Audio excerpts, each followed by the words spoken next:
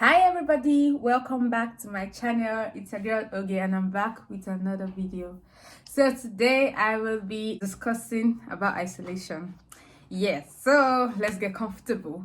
I'm going to be, because I just stepped out. I actually had to step out for a bit because I needed to do my NIN registration, and I got food on my way back because I cannot come and keep myself. I got chicken wings and burger and fries, and yeah, my drink. So I got a question, so we're just going to talk and discuss about something that is important for people that are coming to the UK, students that are coming to the UK. And one of those things is isolation. I think I'm just going to make this like a series of things that you need to do before coming to the UK or things like that.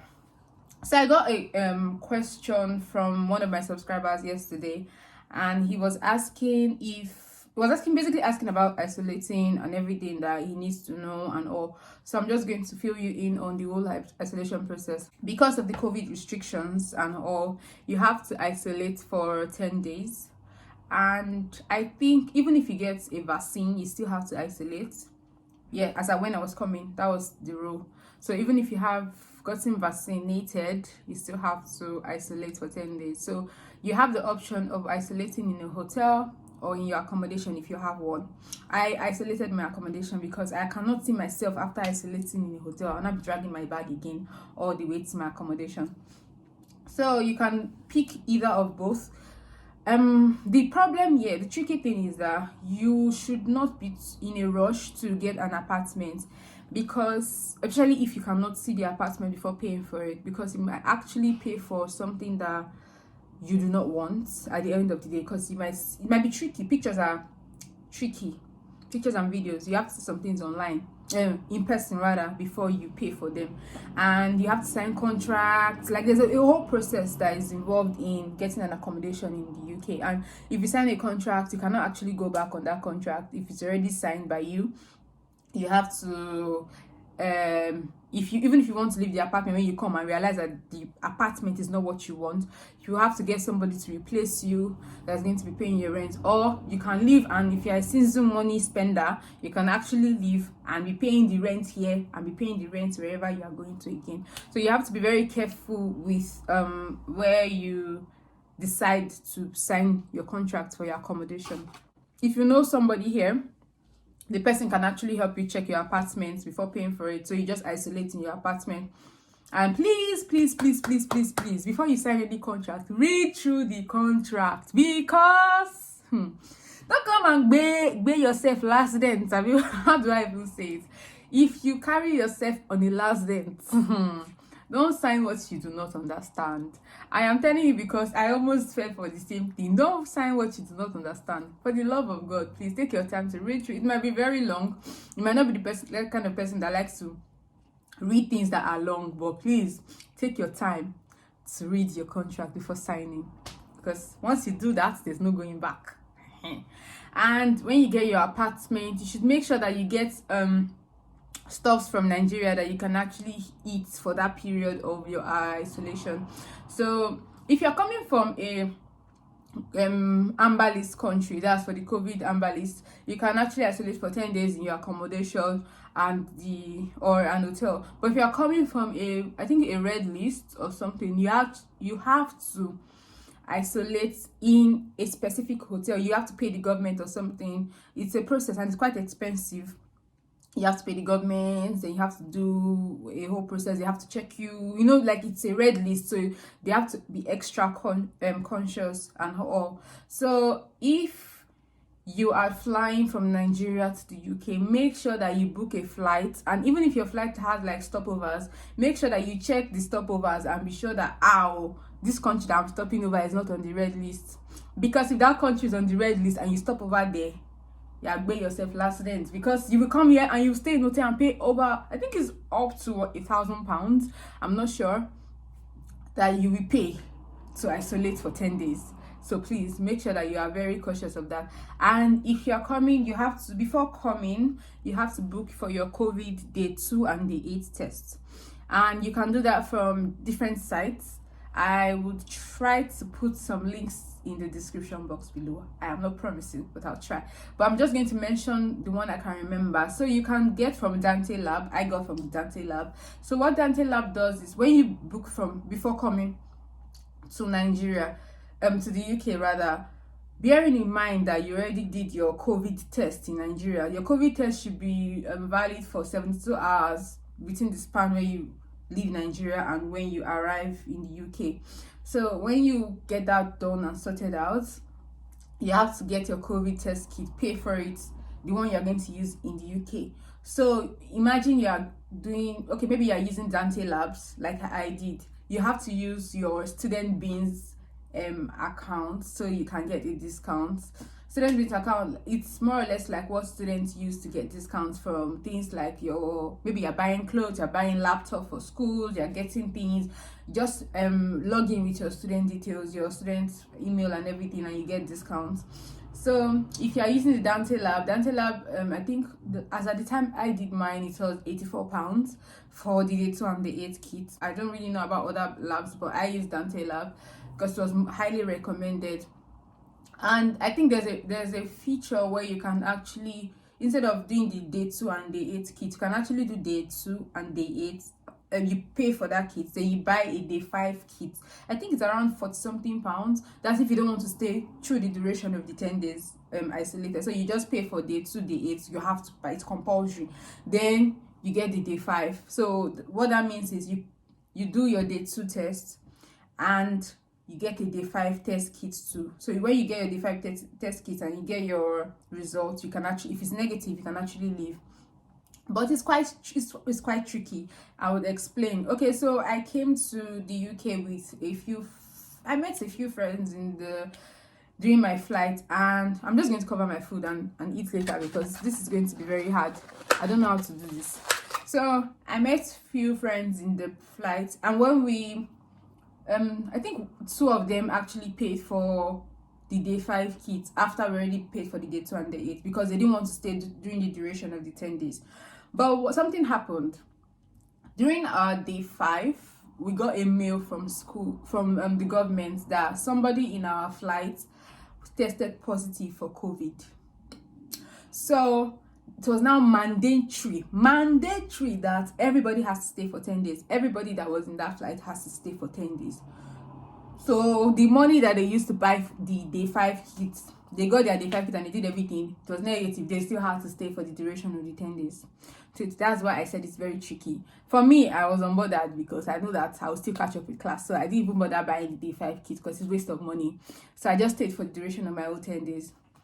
Yeah, so it depends on you, and just pray to God Almighty that there's nobody in your flight that is going to test positive to COVID, because they will send you a mail, and when they do, you have no choice. They don't want to hear that you paid for the 5. That's not their business. The isolation is calculated in this way. So the day you arrive in the UK is day 0. So that's not counted, like that's not part of the 10 days.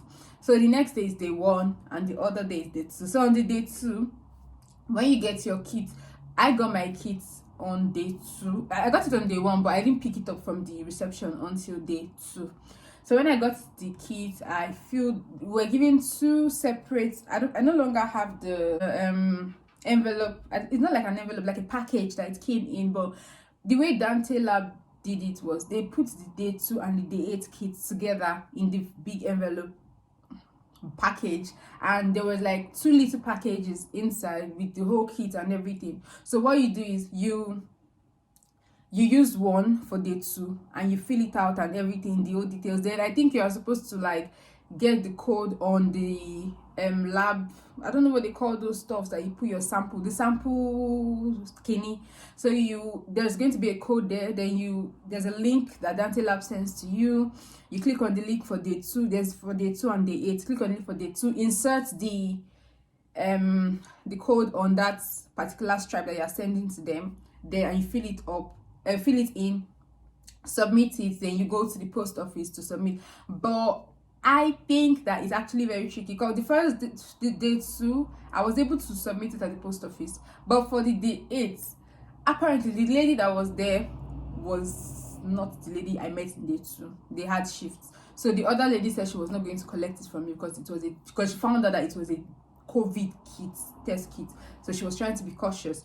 So apparently you have to go to a mail drop box. I think that's what they are called. They are red. I'll try to insert a picture here if I get one on the internet. So they are quite red and they are found almost everywhere on the road. So what you do is you just get your whole day 2 kit, everything packaged in the mini package box, and just put it in the box, and voila, it's whenever they pick it up that day. I think they are supposed to be picked up and checked the same day at the end of the day. So they picked it up and they sent to your lab.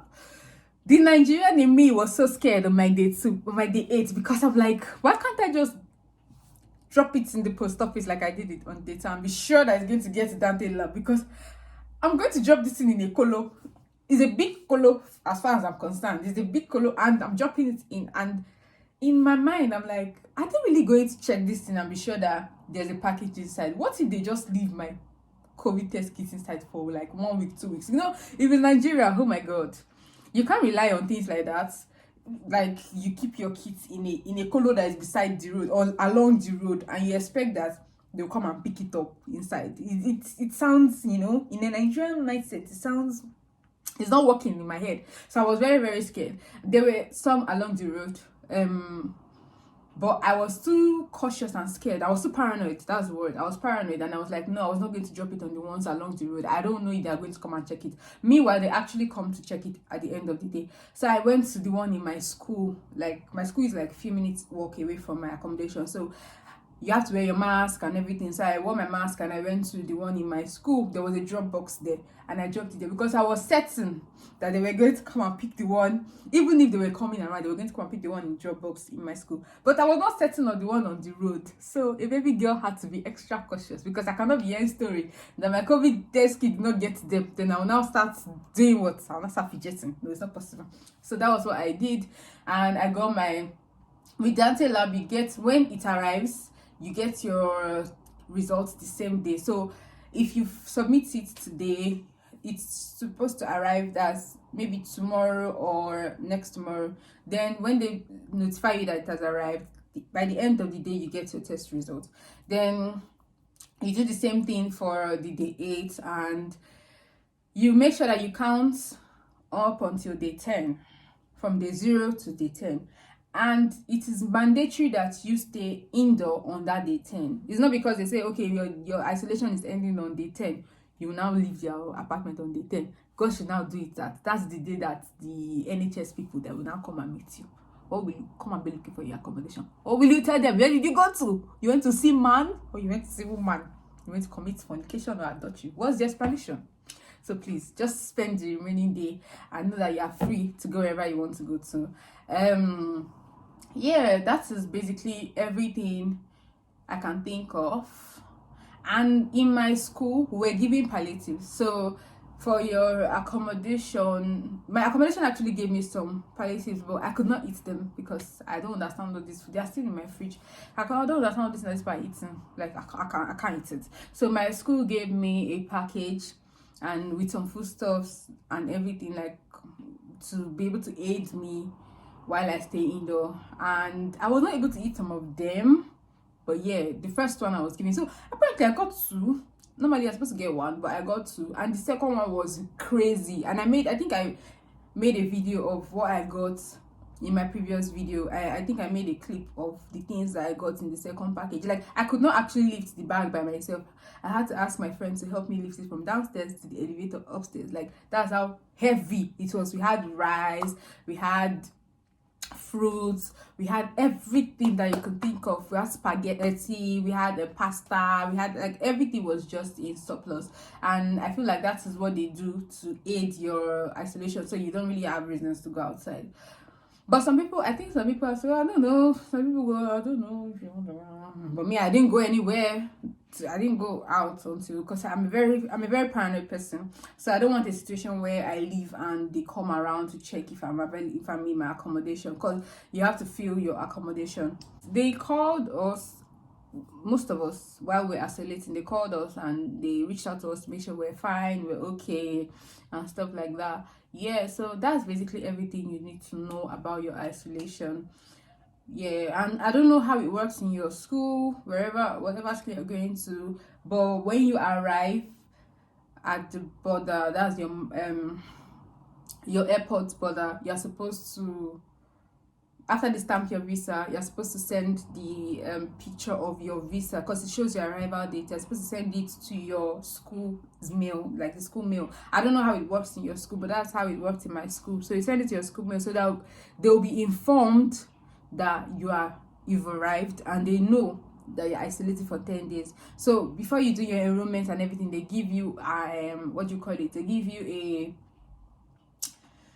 you a date, an appointment date for your enrollment, and the appointment date is automatically the next day after your isolation ends, because everybody knows that you're supposed to isolate. Everybody knows that. You have to just be very cautious and careful during your flight so you don't get COVID from people, because you're sure of yourself, but you're not sure of the people that you're traveling with. So you have to be very, very cautious. You have to wear your mask during your flight. You have to do blah blah blah.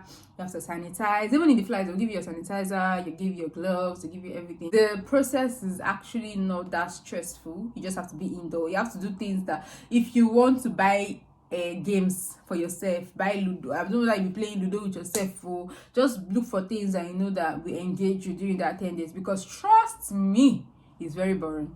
And I'm naturally an indoor person, so it was not that boring for me, because I was always on Netflix, and I was also doing other things that I needed to do that I can do online, instead of waiting until I'm done with my isolation. So yeah, it was not that bad. It was not a bad experience for me, basically. And please, if you are coming to the UK during this period, I beg you in the name of God, you see all those sweaters that you are buying, that you are bringing with you, you are packing, just drop them in Lagos. See, I think I'm just going to make a new video for people that are coming to UK this period though. See, just that sweater, I think that is strong. My brother, just help me and drop it there, because he's not doing anything. He's not doing anything. We're in October like this, so first week in October, I'll be second week, I'll be hot, and cold want to finish me. All the sweater, in fact, if you wear your sweater, if you wear times 2 of it, they work. Just come here, just take minimum clothes, like maybe take take like few jean trousers, normal tops and all, then create space for foodstuff. Pack your foodstuffs, pack foodstuffs. Then when you come here, you just order for, you'll be isolating now, so when you're done isolating, you can just carry one sweater. Don't come and kill yourself. Then you just go get proper coats and jackets. May you not go kill yourself, because what works for us in Lagos, Nigeria, or in Nigeria rather, does not work for them here. It's actually that bad. So yeah, that is basically everything you need to know about isolating in the UK. I hope this video was very helpful. I hope it was extremely helpful. I don't know if there are things that I missed out on. You can actually share, if you are in the UK, if you're an Nigerian student in the UK right now, you can actually share for people that are coming over to isolate, so they can know what they're supposed to do and what they're not supposed to do. I'm not an expert. I'm just saying it based on my own experience. If you have any other thing to add, you can just put it in the comment section. And yeah, I hope this video helps you. Thank you so much for watching my video, and until my next video, I want you to stay safe. I love you. Always remember that I love you, and yeah, bye for now.